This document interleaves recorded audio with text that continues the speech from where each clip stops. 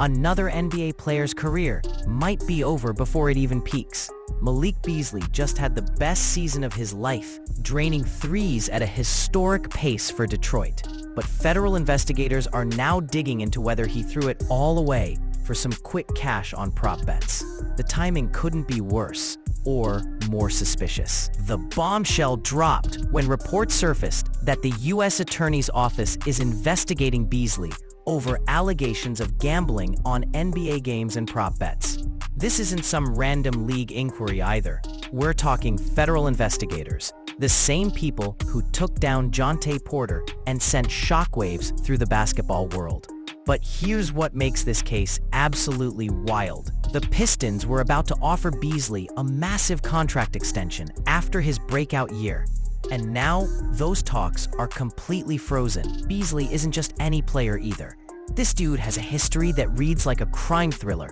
And when you combine that with these gambling allegations, it paints a picture that has everyone asking the same question. Did he really risk everything for a few $1,000s?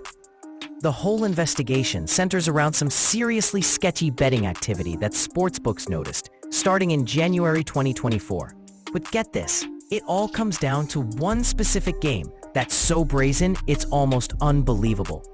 January 31st, 2024, Bucks versus Portland Trail Blazers. And it was Damian Lillard's return to Portland on national television.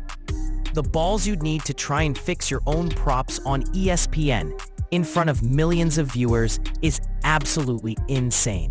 Here's where it gets really interesting though. The betting line for Beasley's rebounds moved like crazy before that game. We're talking about his under 2.5 rebounds prop going from plus 120 to minus 250, which basically means the odds went from, he probably won't hit the under, to he's definitely hitting the under. That kind of movement only happens when someone with inside information is dropping serious money, and sportsbooks started sweating immediately. But here's the kicker. Those bets lost. Beasley ended up grabbing 6 rebounds that night, and if you watch the film, he's fighting hard for every single one. It wasn't like these boards just fell into his lap either. The man was battling in the paint, diving for loose balls, doing everything you'd expect from someone trying to win basketball games, not someone trying to cash prop bets. Now, before we go any further, we need to talk about why everyone immediately assumed Beasley was guilty. This isn't his first rodeo with law enforcement, and his track record is, well, let's just say it's not squeaky clean.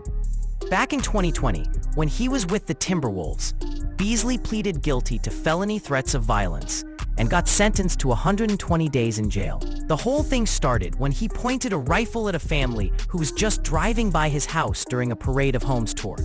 But that's not even the worst part. When cops showed up to arrest him, they found nearly 2 pounds of marijuana in his house, along with multiple firearms, including some that were reported stolen.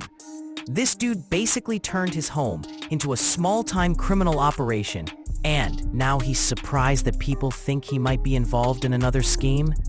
The pattern of poor decision-making here is honestly staggering. The money angle makes this whole situation even more compelling though. See, Beasley had signed a 4-year, $60 million contract with Minnesota, but that gravy train came to a screeching halt in 2023. The Lakers decided not to pick up his $16.5 million team option after a terrible season. And suddenly, this guy who was making millions found himself scrambling for minimum deals. He ended up signing with Milwaukee for just $2 million. That's a 90% pay cut that would hurt anyone's lifestyle. We all know the stories about NBA players going broke after their careers end, and it usually starts with guys living like the money will never run out. When you're making $15 million a year, it's easy to rack up expenses that don't scale down when your salary drops to $2 million. Suddenly, you've got mortgage payments, car notes, and lifestyle costs that your new paycheck can't cover. And that desperation can lead people to make really stupid decisions. The thing is, Beasley had just pulled himself out of that hole. His season with Detroit was absolutely phenomenal. He made 319 three-pointers, which was the second most in the entire NBA, and set a franchise record for the Pistons. The man was shooting over 41% from deep and averaging more than 16 points per game. He'd gone from a minimum salary guy to someone who was about to cash in big time with a multi-year deal worth serious money. That's what makes these allegations so puzzling. Why would someone who just proved he belongs in this league and was about to get paid millions risk it all for what couldn't have been more than a few $1,000s in betting profits? The math just doesn't add up, especially when you consider the stakes involved. Let's break down what actually happened in that January game, though, because the details matter here. The betting movement was definitely suspicious. You don't see props move that dramatically unless someone knows something. But when you watch Beasley play that night, it's hard to see any evidence that he was trying to manipulate his stats. He played 28 minutes, took his shots, grabbed his rebounds, and generally looked like a guy trying to help his team win a basketball game. Compare that to the Jontay Porter situation, which is really the blueprint for how these gambling cases usually unfold. Porter got caught because he was literally texting his co-conspirators about how he was going to hit the under on his props.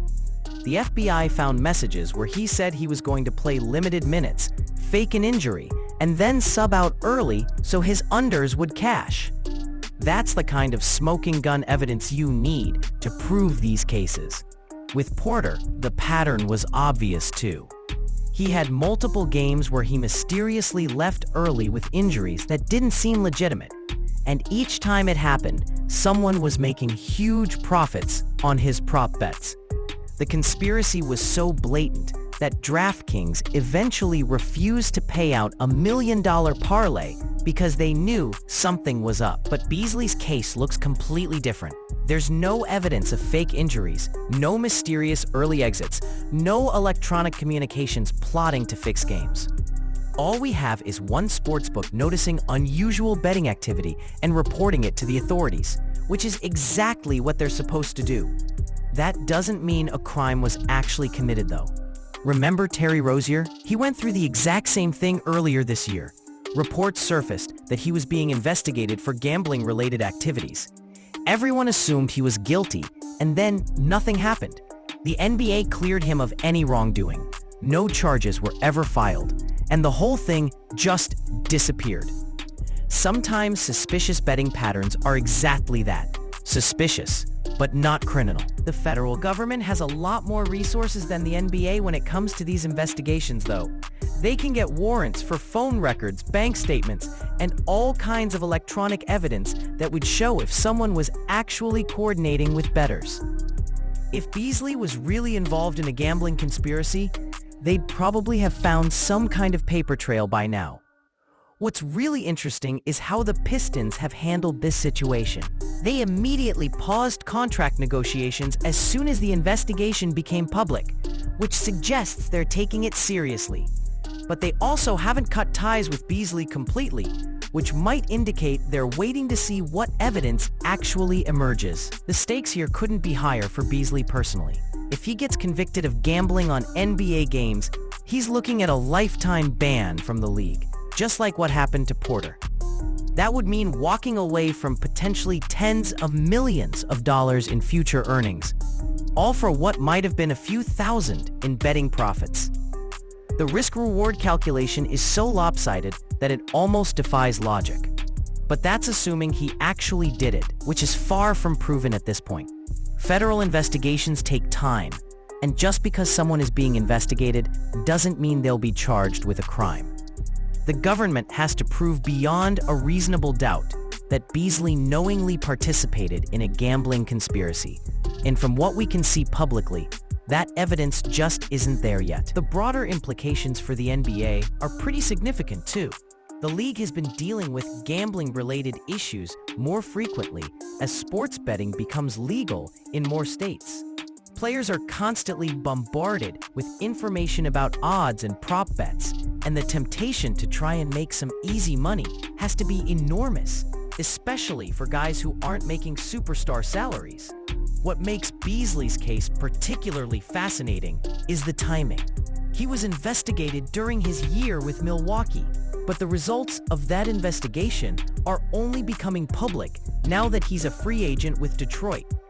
The Pistons had no idea they were potentially signing a player under federal investigation, and now they're stuck in limbo, waiting to see how this all plays out. The financial impact goes beyond just Beasley, too. If more players get caught up in gambling scandals, it could affect how teams evaluate contracts and what kind of security measures the league implements. We might see more monitoring of player communications, stricter penalties for any gambling-related activities, and generally more paranoia around the entire issue. For now, though, Beasley finds himself in the worst possible position, guilty in the court of public opinion, but not yet charged with any actual crimes. His lawyer is right that everyone deserves the presumption of innocence. But in the NBA, perception often matters just as much as reality.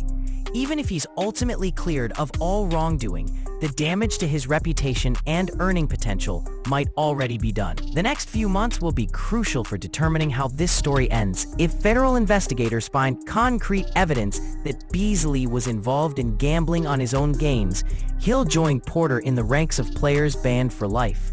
But if this turns out to be another case of suspicious activity that doesn't rise to the level of criminal conduct, he might be able to salvage his career and get back to what he does best, draining threes at a historic rate. Either way, this case serves as a warning to every player in the league about how quickly a promising career can derail. Beasley went from having one of the best seasons of his life to potentially losing everything, all because of allegations that might not even be true. The margins in professional sports are razor thin, and one mistake, or even the appearance of a mistake, can cost someone millions of dollars and their entire livelihood.